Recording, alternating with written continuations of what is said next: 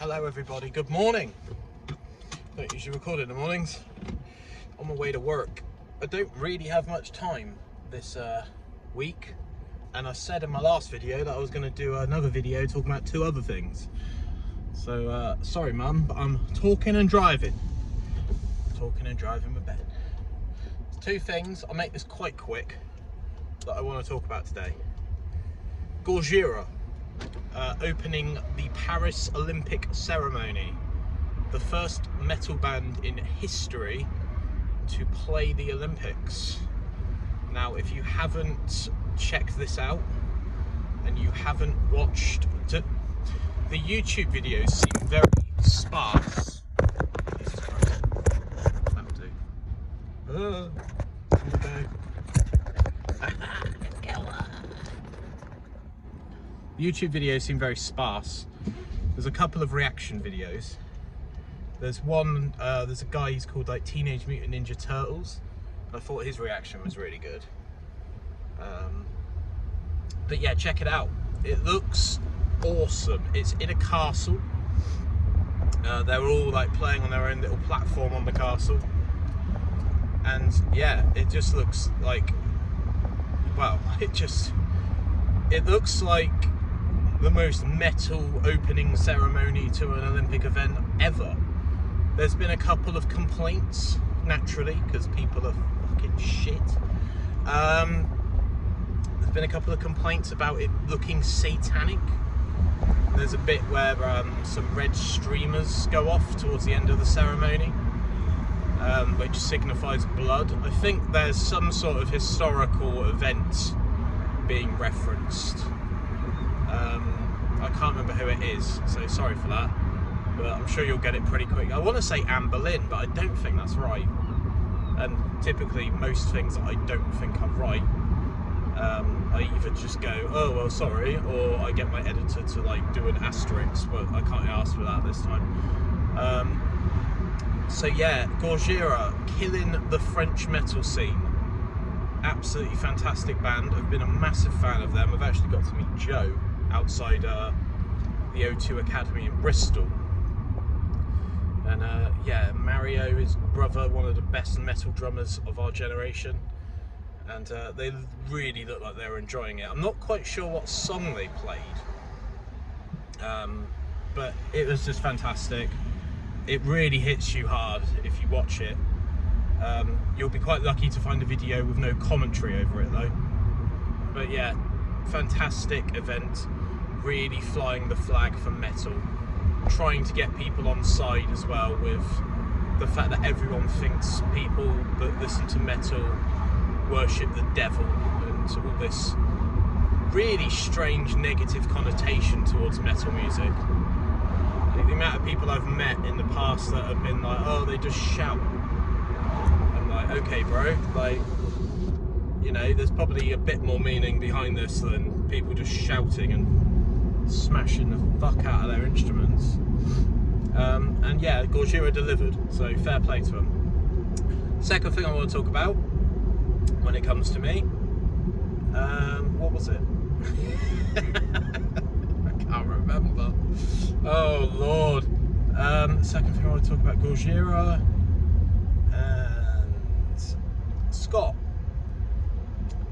Scott reviews things.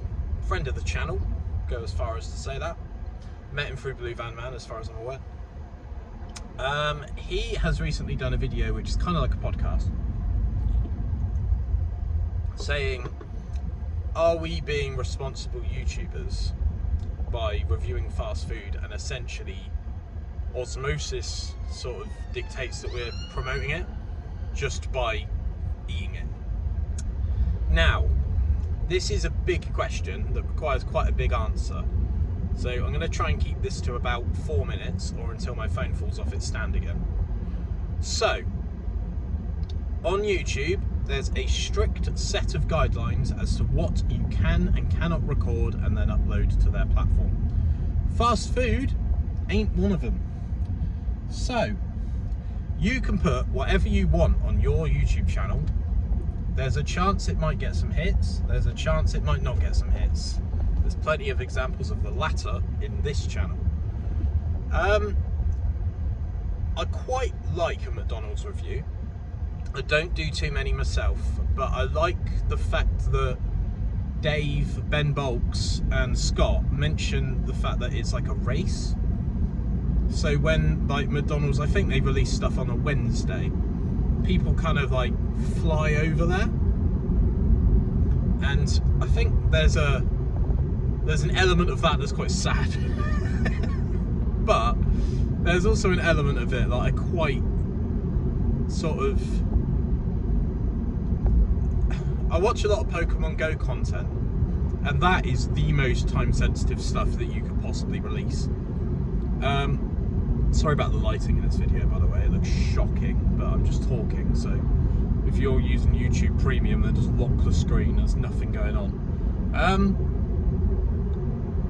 I quite like a McDonald's review, like I just said, because it's not, for me, promoting it to a level that I have to drop what I'm doing and go and get it immediately. But it's a harmless thing that's super available. Like, when in the UK and when in the US are you not like 20 to 30 minutes away from a McDonald's? Bloody hell.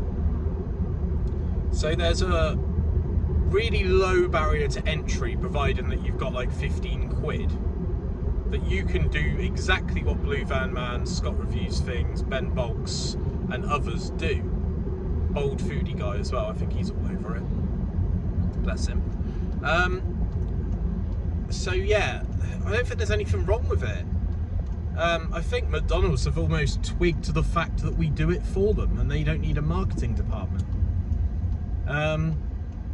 So yeah, I get that it's not healthy, but I went to a McDonald's the other day. I won't say where, because it's no one's business where, but it was heaving. It was absolutely heaving. So I don't think us promoting it does anything really. So yeah, just play on. You know, it's not like we're promoting gambling or anything like that. But yeah, right, this is doing my head in. This phone situation is getting pretty dire, so I'm going to leave you to it. They're my thoughts. Let me know if you've watched the Gojira opening ceremony of Paris Olympics, and let me know what your thoughts are on promoting, in brackets, fast food on YouTube.